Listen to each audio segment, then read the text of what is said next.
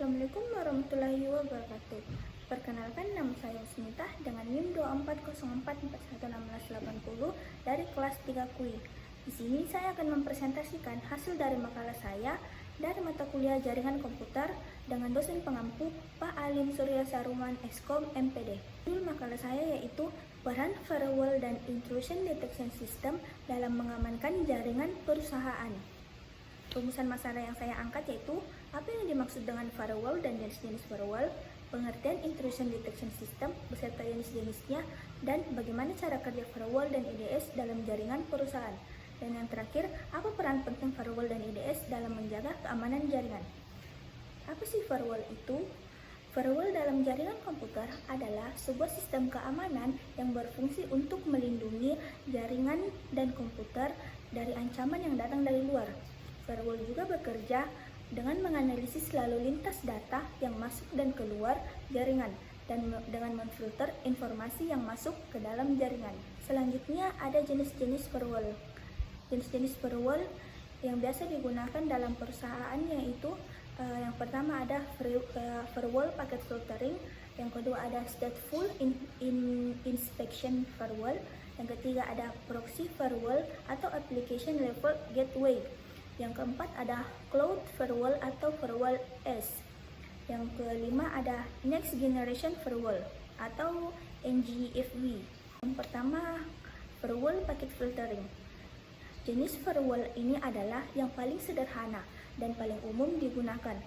Firewall ini diperbolehkan atau memblokir paket data berdasarkan alamat IP, protokol, dan nomor port. Selanjutnya, Stateful Inspection Firewall.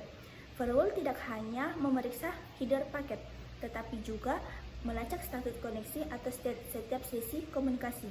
Stateful Inspection Firewall akan memeriksa keseluruhan muatan paket dan akan menentukan apakah muatan memenuhi firewall rule set.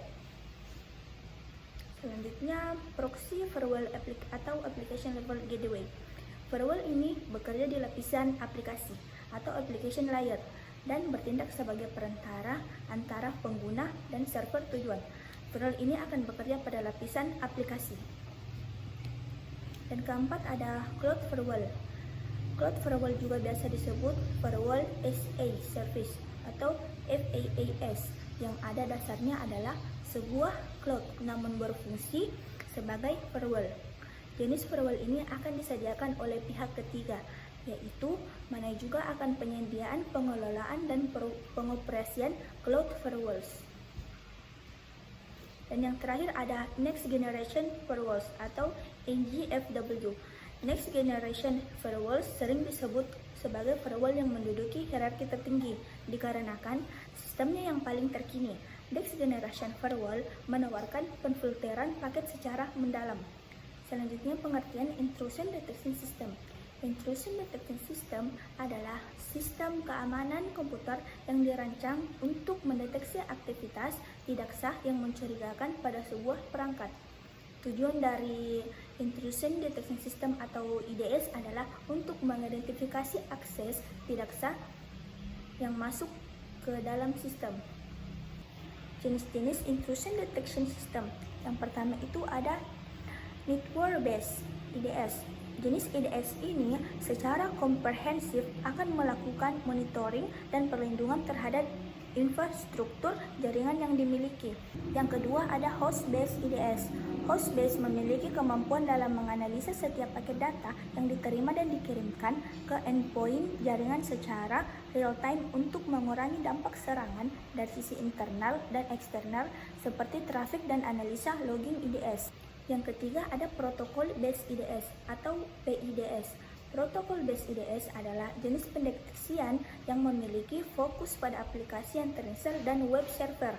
Pada umumnya, Protocol Based akan melakukan monitoring dan analisa dari standar protokol seperti HTTPS dan layanan web server lainnya. Yang keempat ada Application Protocol Based. Sistem Application Protocol Based memiliki kemampuan dalam melakukan tracking dan interpreter setiap koneksi yang diminta aplikasi dalam server. Yang kelima dan yang terakhir ada Hybrid IDS atau HIDS. Hybrid Intrusion Detection System merupakan kombinasi dari beberapa IDS yang terinstall.